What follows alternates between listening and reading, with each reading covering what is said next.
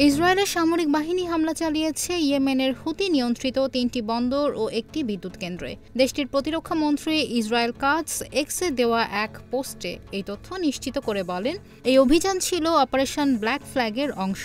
তার ভাষায়, হুতিদের ভয়াবহ মূল্য দিতে হবে।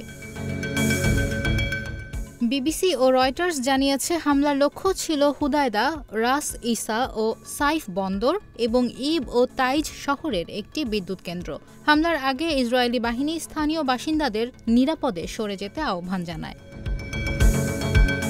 ইসরায়েল আরও জানায়, ২০২৩ সালে হুতিদের হাতে ছিনতাই হওয়া গ্যালাক্সি লিডার নামের একটি বাণিজ্যিক জাহাজও ছিল লক্ষ্যবস্তুতে। কাজ হুঁশিয়ারি দিয়ে বলেন, ইয়েমেনের পরিণতিও হতে পারে তেহরানের মতো।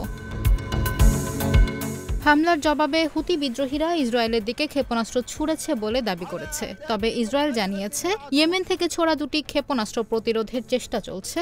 এখনও নিশ্চিত নয় সেগুলো ভূপাতিত করা গেছে কিনা।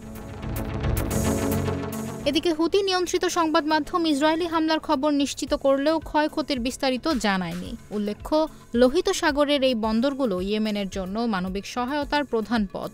গত মে ও জুনেও হুদায়দা বন্দর ছিল ইসরায়েলি হামলার শিকার।